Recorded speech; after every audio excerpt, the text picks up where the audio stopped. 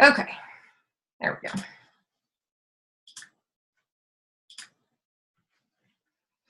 Okay, so these are all things that I think about when I think of joy. This was a joy map that I actually found, and as I was doing my search, I located this, and these are some different things for different people. And so it could be your friends that brings you joy, it could be music that brings you joy, outdoor, family, cooking, travel, pets, health. All of these things branch off, and all of these different little things bring us joy. And so I thought that was a really awesome illustration of what can bring us the outside joy into our lives. But there's a much deeper meaning than that. Has everyone here, if you can nod your head at me, has everyone here saw the Disney movie Inside Out? Yes. Laura's giving me a big thumbs up. I got Mickey. Yep, Amanda's giving me a nod. And so you guys, the Inside Out movie is absolutely amazing. If you haven't got to watch it, you need to watch it, because when we think about our inside joy and our inside emotions, when we're thinking about those, we think about them on a different level after you watch that movie. I can't explain it to you, but I can show you. I'm going to show you a picture of the different characters that play in the movie in just a minute, and you guys are going to be able to understand maybe just a little bit more. But if you haven't watched it, do go watch it, because it will bring you great clarity and understanding. So, but why does joy seem so temporary? Okay, so these are the characters from the Disney movie. So over here, you got the little red guy, red short guy. That's going to be anger. Okay, so he lives in all of our minds. And there's certain people and there's certain situations that just know how to push that button and get him all stirred up. And then you've got fear right here, the purple guy, and he just lives in a constant state of fear all the time. And we all have that in our head too. And then over here you've got the little blue gal. She's your sadness. She's the one that kind of walks down the hallway and she drags her head, and she's miserable and she don't know how to, pick herself back up, and that lives in her head too. But we have another one, and she's the sassy one. She's the disgust. She's the one that thinks she knows everything. Okay, she's the one that just, everybody else is not as good as me. And so we all have that inside of us too. But what we're all trying to get to in life is the joy, which is the gal with the blue hair, which I can't help but think of Laura Sprague when I look at. She is the perfect example of the joy gal. And so when I watched the movie, I just kept thinking about her because she reminds me so much of her. And so this was the perfect call for her to be on. But joy, when we strive for joy inside, it's not just outside things that we see that make us joyful. It's what we find inside of ourselves that make us joyful. It's what's inside of our head that makes us joyful. And so, but why does it seem that joy seems so temporary? And so that's what I've got at the top. It is temporary because when we're adults, and go back one. When we're adults, life happens. We're on this road and we think life is so great. And then life happens. We have lies, we have negative moods, perfectionism, critical self-judgment, depression, trauma. Maybe it's mental illness. We have all these different things that can happen to us when we're adults. And so all those other emotions in our brain, just like the movie, are fighting for control of our brain pad up there in our head. And so depression is trying to fight with anger, and then anger is trying to fight with fear, and then fear is trying to fight with disgust. And then you have this big, huge boulder in the middle of your road where over here is joy, and you're stuck by this roadblock. How do you get past this roadblock? How do we conquer these things that happen to us in our lives, and how do we become better people because of it, and how do we share that message with other people? And so that's what we're going to talk about tonight through my study and through finding what joy, the definition of joy, and studying and research and all these different things. Is I found through my own personal experience that it's not about the things. it's not about how much money we have. It's not about how great or big our company is. It's not about those things. What's important is how we feel inside of ourselves. And so I hope that as we start this out tonight, that you are just, you are talked to, that something I say or something Laura says or Kirsten says, you are able to relate to, because there's one thing for sure I want you to know. You're not alone. You're not alone in feeling all of these things. You're not alone in life. You're not alone in not feeling joy, because I have been there most of my life. I have battled. That's why I started the Power Hours, because not only did I want to bring you valuable information to be able to relate to, but I needed to do these studies for myself. I needed to give myself encouragement.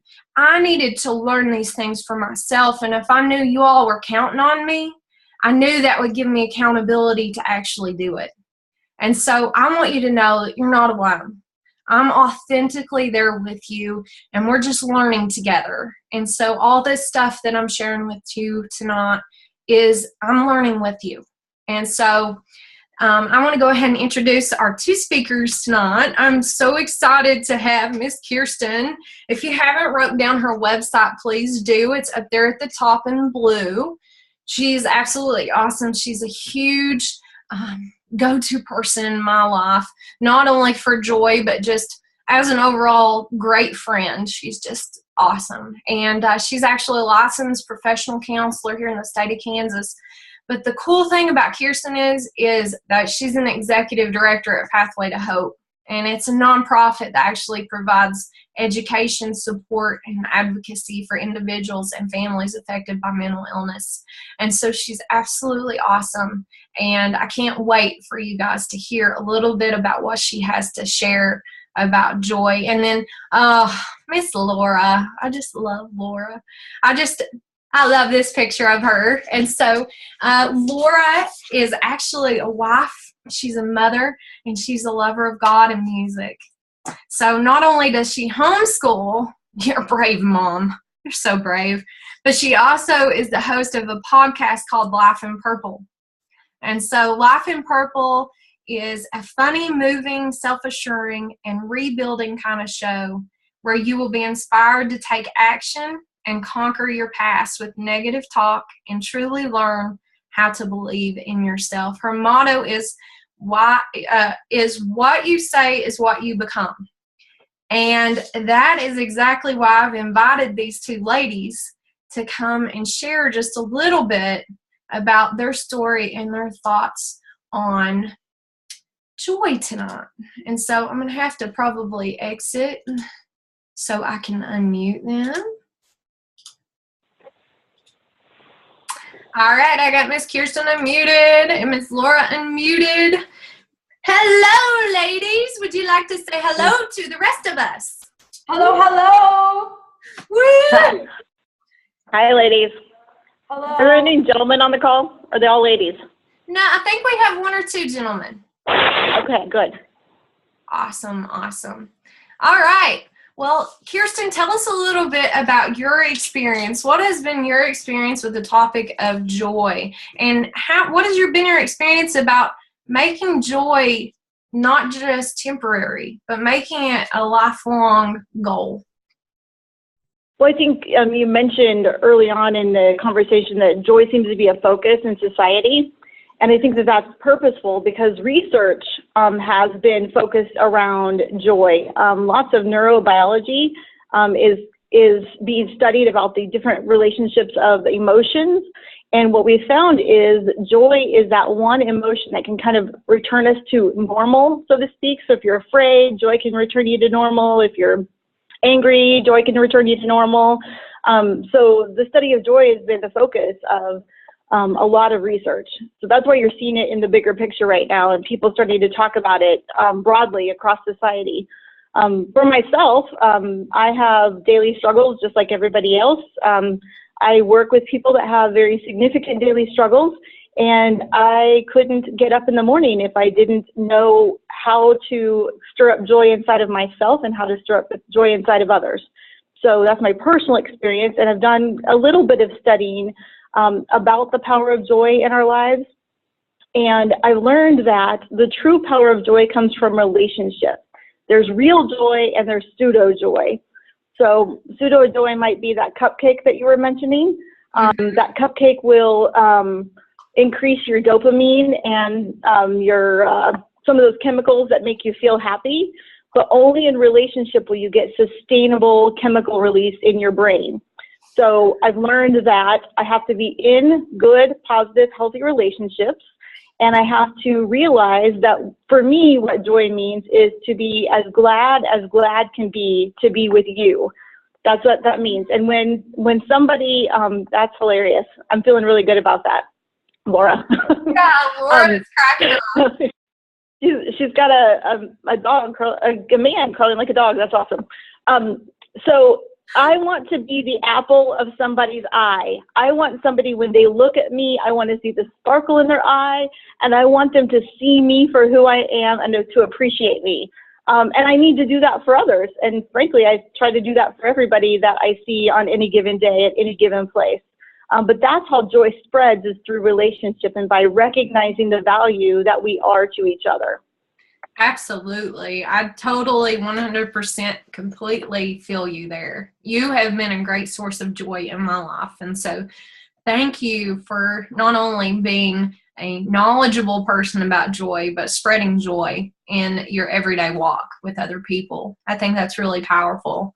And so tell us a little bit about how joy can, what is the beginning steps of joy?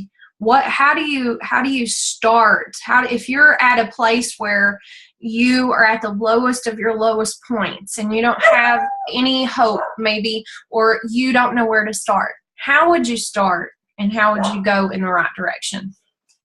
Well, the way that I've learned to stir up, and maybe the better word would be nurture joy within myself, especially when I don't have that other person in my life that is as glad can be to see me or to be with me, is I can do that for myself. And we do that through appreciation exercises. I'm a Christian, I'm a believer, so I believe in praying and talking to God. And so I do a daily meditation, and during my daily meditation, I speak to God as if he is Emmanuel. God, that means God with us. It's Jesus, but there's something really tangible about speaking to Emmanuel and acknowledging that he is with me.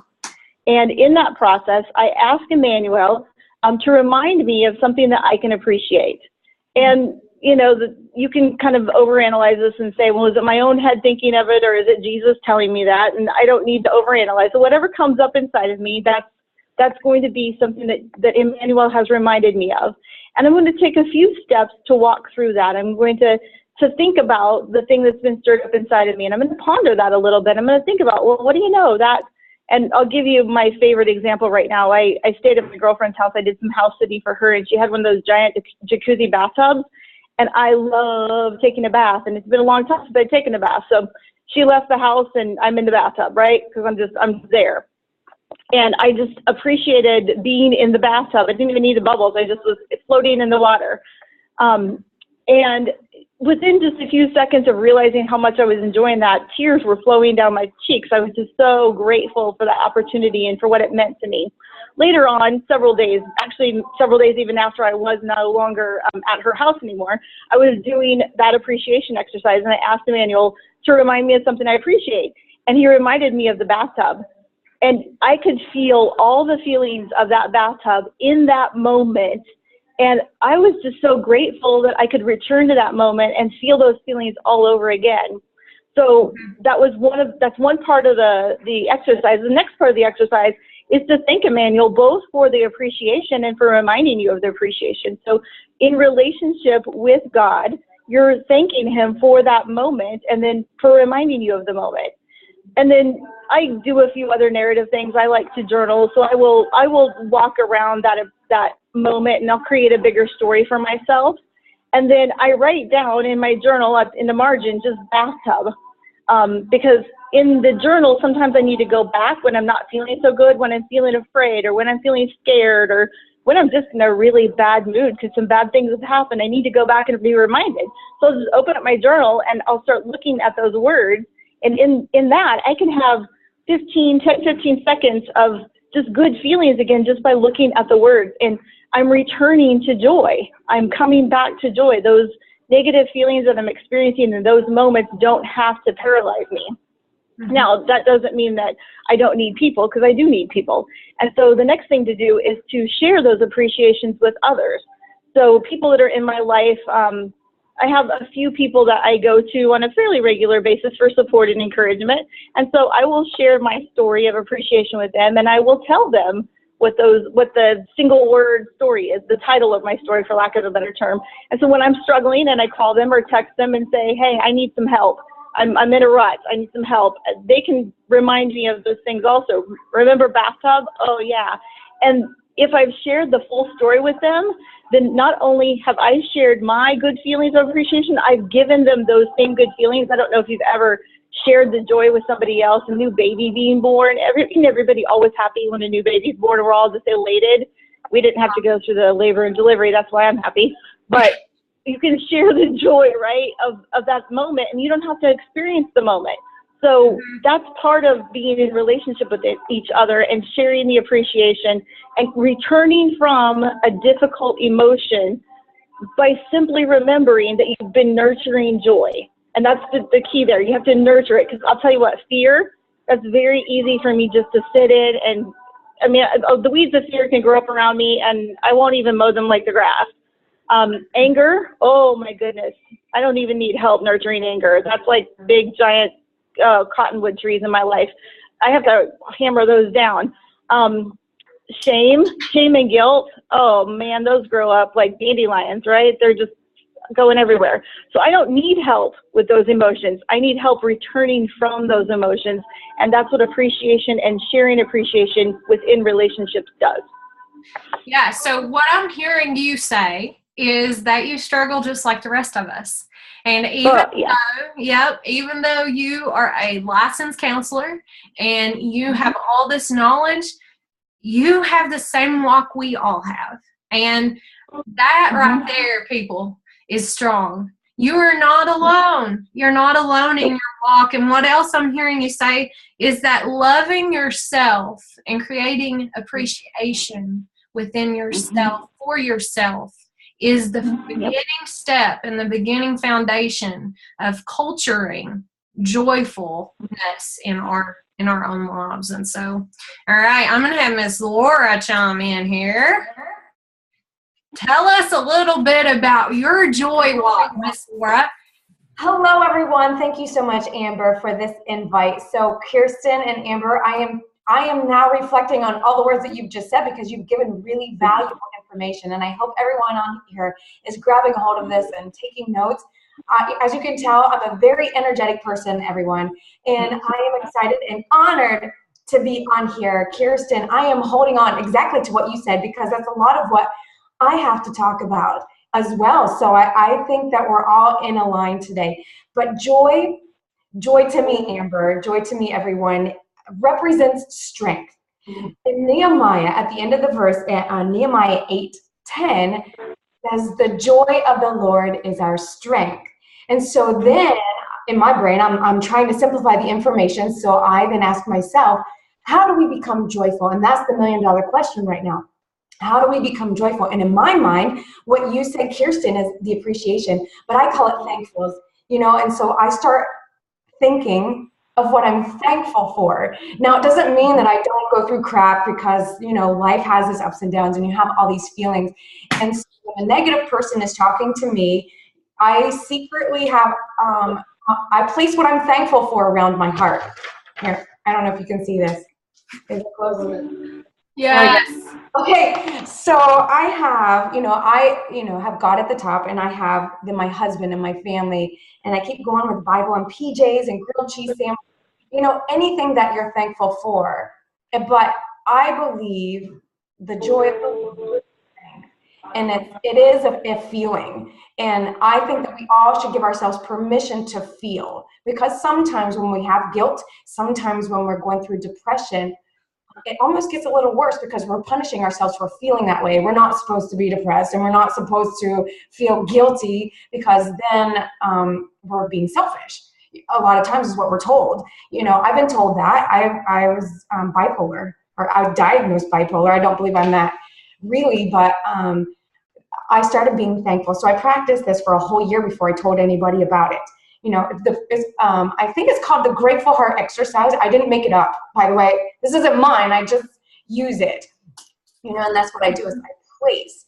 And then once I do that, then all of a sudden I feel a little bit stronger. I don't know about you all, but I challenge you all to write down, you know, make a circle on your notepad right now and put what you're thankful for, because then you can visually see as well. Because sometimes when you are in that dark hour and you're not able to talk, and I don't want to force people to talk, because sometimes they're not ready. But what you can do in your mind, because you're highly intelligent, everyone, you're highly intelligent, you can think of what you're thankful for. And I just recently, Amber, got to interview Stephen Aitchison. I don't know if any of you know who that is, but he's the the UK's #1 personal development blogger, and he is a huge guru on positive affirmations. So that's my second step that I do. You know, and then if people ask, then I share that with them. Again, I didn't make these things up. It's just something that I use. And positive affirmations, and this goes along with Amber and Kirsten about loving yourself, what you guys said, what you ladies said. It is about loving yourself. And for far too long, we believe the lies that we're not worthy. So when we feel not worthy, then joy is very easily taken away, and it's conquered with fear and conquered with anger.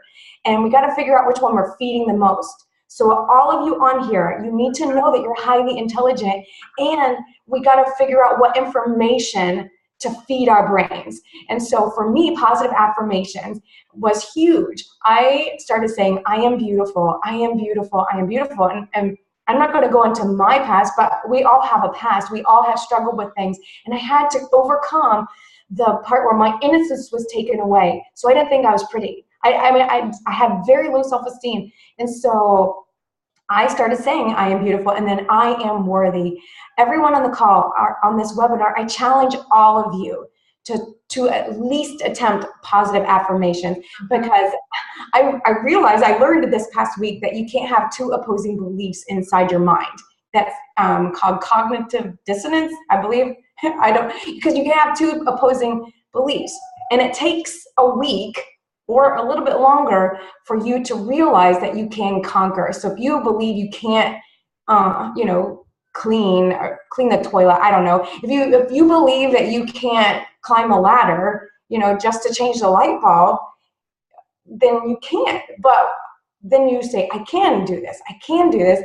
I can. And then all of a sudden you can climb the ladder and change the light bulb. And I say that so, I know it sounds so cliche and too simple, but it really goes down to, I believe, what you're thankful for, and then you can say it out loud, and that goes into positive affirmations, which then, Kirsten, you shared the whole appreciation and share your appreciation with others. That's exactly it. I'm like, that is the formula, everyone. Tell people that you love them. Tell them what you're thankful for. I believe it helps produce the oxytocin, the feel-good hormone. And we got to conquer why we're not feeling good, and sometimes we may not know. And so, but if we practice these methods that Kirsten shared and Amber has shared, I believe that we can retrain our brain. Old muscle memories. It's easy to feel this way if you do it for a long time, and you're this way, and it's easy to complain. I believe it's an addiction, and then we got to create that new habit. And again, the joy of the Lord is our strength. Joy to me is strength. Doesn't mean that I don't have a bad day, because I've had a really hard day Monday where I wanted to quit everything. But I'm telling you, it's about being vulnerable and doing it together. I believe in teamwork. I love teamwork. It's a beautiful thing, everyone, and I really want you to hold on to what Kirsten says, and what Amber had said as well, is together, appreciate others. So I believe the joy of the Lord is our strength. Joy represents strength. Yep, absolutely. You know what's crazy? Okay, so I didn't know what Kirsten was going to say.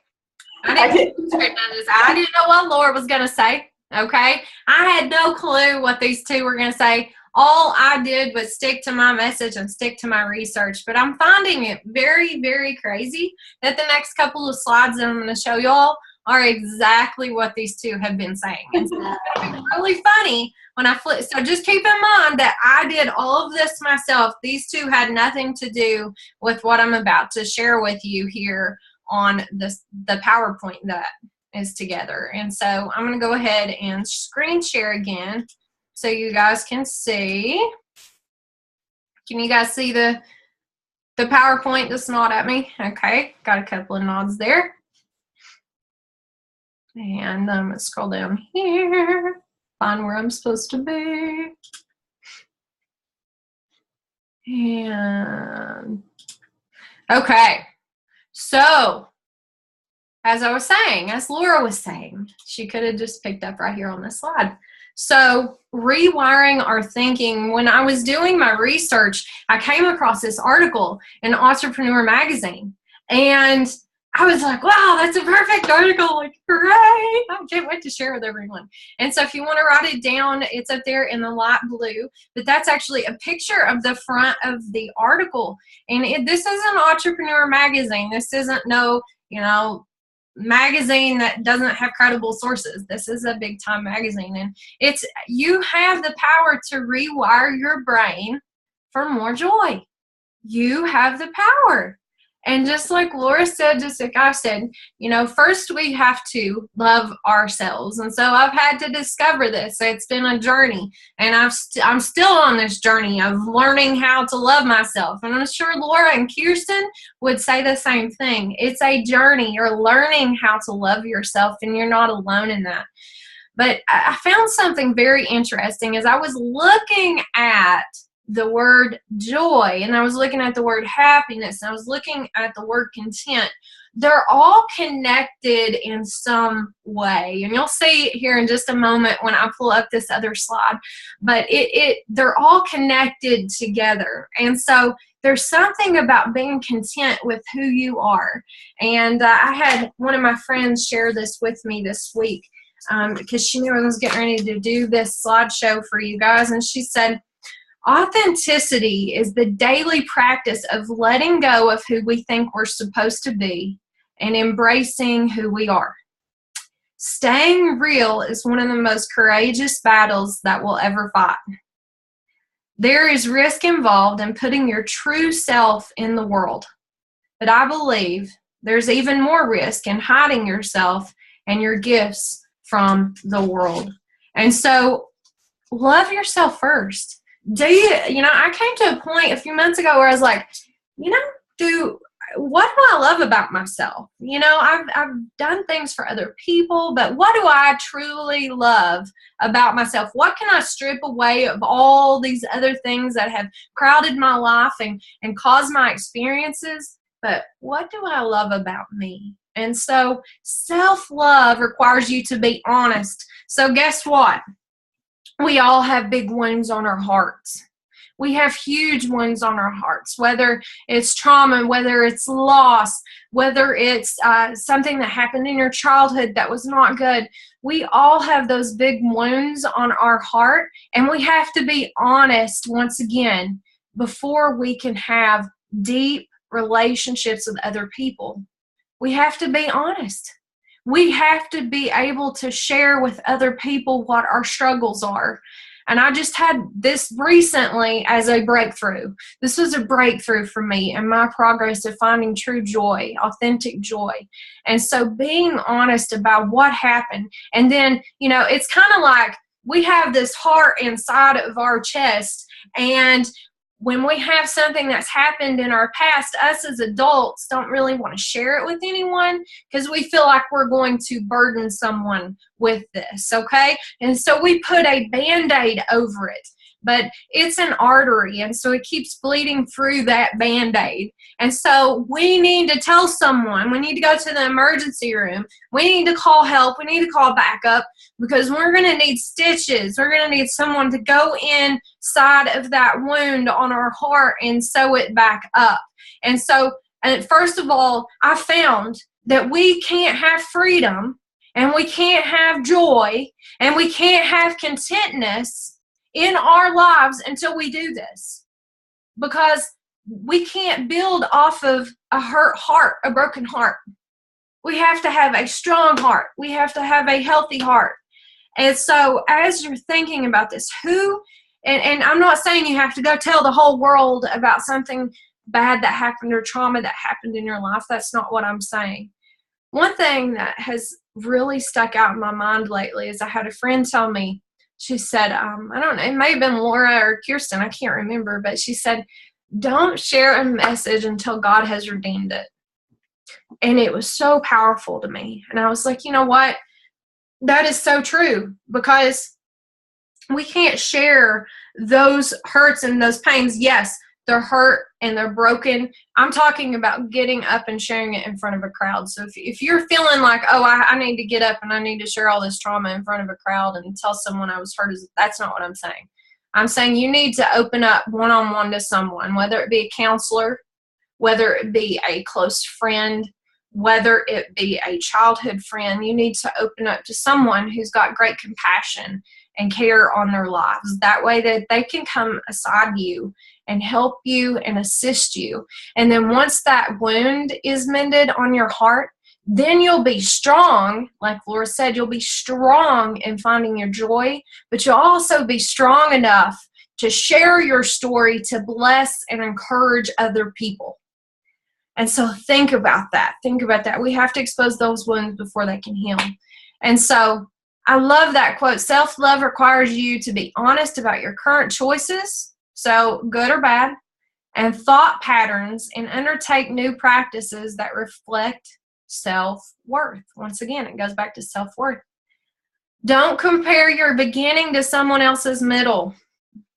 If you're living on Facebook and you've got all your girlfriends posting pictures of their husband, writing notes and bringing them flowers and doing this and doing that, it only feeds your negative spirit. It only feeds that. And so I'm not saying that those things are bad. You may be one of those people that do that. And I love it. I'm happy for other people when they get things like that in their life. And it brings great joy to me to see them be able to just be happy in those moments. But on the other hand, there's people out there in the world that don't have those things. They don't get that joy that someone else would get. And so don't compare your beginning to someone else's middle, because I guarantee you all those happy things on Facebook are happy things for a reason, but behind all those happy things are some bad things too. They're just not showing them. Okay? So don't compare yourself to someone else's happiness all over Facebook, because if you're doing that, you're going to constantly, consistently beat yourself up, because it's just not true. That's not life. We tend to share the good instead of sharing the good and bad. And so I want to challenge you to be authentic. Share a struggle with someone, and be honest with yourself. What is the truth? And so I found this little quote. Are you happy? Yes. Keep doing whatever you're doing. And then, no. Do you want to be happy? You have to make that decision on yourself. If you want to feel joy, you have to make that decision for yourself. I had to make the decision for myself. Laura had to make that decision for herself. Kirsten had to make the decision for herself. And these ladies have been through some difficult life circumstances, so have I, but they decided what they were wanting and that they didn't have what they wanted. And so how could they change?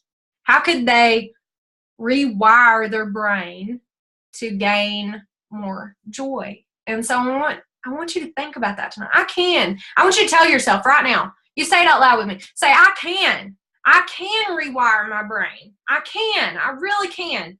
I have the power to do whatever I want. And I'm going to rewire my brain. There is great strength in that, okay? I have to rewire my brain. I'm on this process of like going in and taking all the little old wires out and putting new ones in. And so I'll walk with you on this journey. That excites me because I know that I'm not alone either. And so one of my favorite actresses, Lucille Ball, she's absolutely I used to watch her all growing up, but she said, love yourself first and everything else falls in line. So joy, contentment, peace, all those things. And then you really have to love yourself to get anything done in this world. Okay? And so it's not just finding joy, it's getting things done in your everyday life, success, all the goals and dreams that you have. You have to love yourself enough before you can help and love other people. And so as you're thinking about that and as we're going on this journey, that's something to ponder. And so what I found is looking up all these definitions: joy, peace, contentment. If you read the definition of content, it's in a state of peaceful happiness.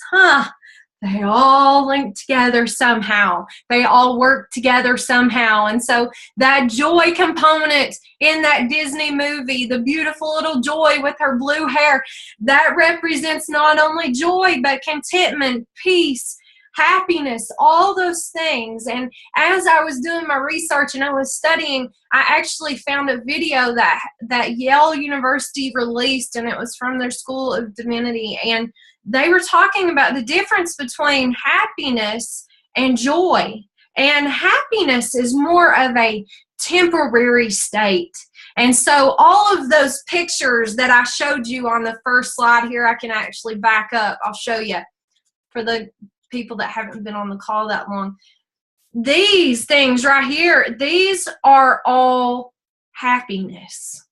Yes, they go under the joy circle, being healthy and my Gigi's Cupcakes and your family and the joy that you find in entrepreneurship down here in the bottom, and butterflies and flowers and all of these things, your family, all of these things, their happiness. They pour into this beautiful pool of joy. And then on the other side of the joy comes your contentment, which is a peaceful state of happiness. And so joy brings treasure, treat, happiness, elation, all of these different things, comfort, jubilance, joy, rejoicing, wonder, gladness, cheer, delight, treasure, all those things.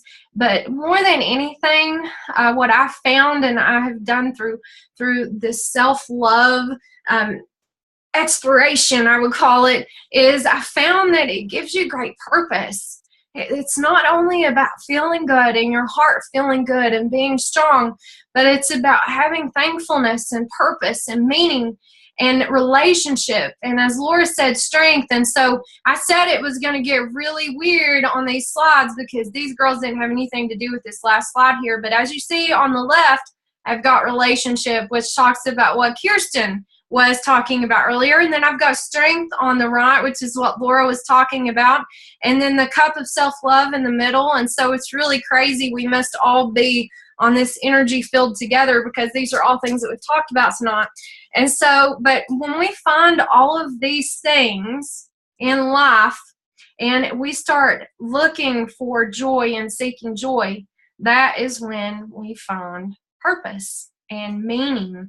And why are we here? And what difference am I making in the world? And it's a state of peaceful mindfulness of purpose. And I have, through this study, I've studied 20 plus 25 hours. I mean, I've read so many articles, y'all. I've probably read 21 or 22 articles just to put this together, and because I wanted different perspectives. And I've watched YouTube videos. I've watched, different sermons. I've watched so many different things to put this all together because I wanted everyone's collaboration and I wanted to figure out what everyone thought their definition of joy was. And this right here is like a synopsis of what every single person, old, young, purpose found, CEO of company making billions of dollars,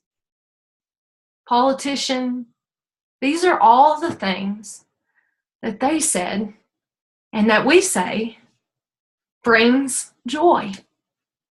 And so think about that relationship, cup of self-love, strength, purpose. It all brings joy. And so I had a quote that I ran across today. I didn't have this plan to put on here, but after I read it, I had to put it on here because I was like, oh my goodness, I have to put that on there. And so I added a slide, but this is by Billy Graham, but joy cannot be pursued. I think it can be pursued, okay? We have to change what's in here first, because it goes on to say it comes from within. So it's a state of being. It does not depend on our circumstances, but triumphs over circumstances. It produces a gentleness of spirit and a magnetic personality. Woo! That, like, I got chills today when I pulled that up and I saw this quote. I was like, oh, that is exactly what I've been told before. People have came up to me, and I know Laura and Kirsten have too, because I've heard people talk to them, and I know how people are drawn to them. And I've had people come up to me and say, you have this light within you. What is this light within you? How can I be this happy magnetic person that you are? And I think it comes because my experiences have made me really tender, and they have made me compassionate.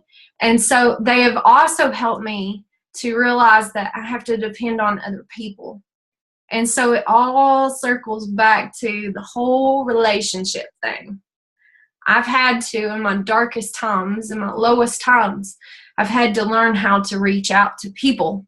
And so it's created a gentleness in my spirit, because we have to allow other people in our lives to be a blessing to us, because if we don't, we're withholding a blessing from them. And so I was watching some show the other night, and it was taught the same principle. You have to let other people into your life. And so people like Kirsten, who are certified counselors that are there for you, that understand, that will cast no judgments, because us as ladies, we're a little leery of telling people our deepest, darkest secrets, because we're afraid of judgment. And we're afraid of what people are going to think about us. That comes from our inner insecurity as women. And I think we're all kind of born with a little bit of an insecurity bone inside of us. And so you're not alone there either. But as you're thinking about that, as you're pondering and you're thinking, who could I let into my life? I want you to take just a few seconds and write down on a notepad, is there a friend that you could talk to? Now, you need to pick the right friend. Don't pick the friend that's ranting on Facebook all the time, negative things. Don't pick the friend that you feel like is going to judge you. Pick someone that you have maybe an intimate connection with. And if you don't have an intimate connection with someone, that's fine. It's time to find a counselor, or find someone that you can go and you can expose those wounds to. Because until we expose those wounds and have communion with someone in a deep, authentic relationship, we're not going to find joy. And so that's where we find our freedom, is in sharing with other people and having relationship. So I'm really excited for next month because it's going to be a great topic too. Okay, so as I found joy, I've learned and researched and done all these things to find joy in my own life, and I've just shared them with you tonight. I've kind of got the interest and piquing curiosity of knowing what the purpose of life is. And so I'm really excited about not only sharing this with you in a month, but also delving into the research side of it and finding what are our gifts and how do we find our gifts, and then how do we use them as a purposeful meaning in this world. And so this is a free webinar. Y'all don't have to pay for it. You can share it with your friends. The only thing I ask you to do is next month, when I post this and I share this event for next month, just share it with your friends and invite them. That's it. Like, I don't want any money from you. I don't want anything. I don't want any publicity. I just want you to share it with your friends, because that would do me the hugest favor of being able to bless someone else with a message. And so if this is something that piques your interest, that you're curious about, that you've thought about, maybe it's a deep thought that's lingered in the back of your mind for months or years, come. We want you to come. We want you to learn and learn with us and grow with us. That's what this whole webinar series is about. And just finding the joy and the strength that you need every day to go out and change the world. Because when we do that, say, I look at life as a ministry. I look at life as, if I'm pouring into Pat, or I'm pouring into Nancy, or I'm pouring into Stephanie or Amanda, and then they're taking the knowledge that I'm giving to them and they're taking it out to share with someone else, or they share a message with a girlfriend, then I feel like my purpose is complete because I have helped change the world in some way. And so that is a gift that I have. I know I've been gifted with the gift of encouragement. And so if I can encourage you, that is my call of duty, is to encourage you to share with other people that there is hope, there is light, and there is great joy to be found here on earth. And there's so much tragedy and hurt and pain and heartbreak that surrounds us, but our circumstances do not define us. How we react to them does. And that has kind of became my total mentality, and the way that I think about life is that my circumstances do not define me.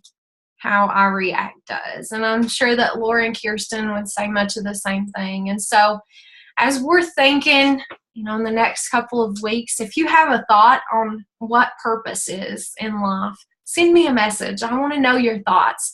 I want to include you in on this journey. And as we're getting ready to end, I want to open up the floor for any questions that may came up as we were talking there and sharing. Does anyone have any questions that I can answer for you? I'm going to unmute everybody. Any questions? I have one. It's Amanda. I have a question. Sure. I guess I'm questioning, why does joy seem so fleeting? Kirsten, any thoughts? Laura, any thoughts?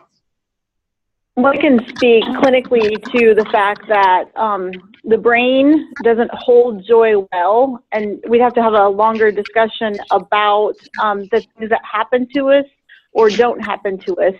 But we don't hold joy easily or well when we've had traumatic events in our lives, and that doesn't mean that I've been horrifically abused. It may mean that I just didn't get some of the needs met that I really, really deeply needed to have met at a certain point in my development. So I wasn't really taught to nurture joy in my life, and that was enough to kind of put holes in my joy bucket so it would drain out.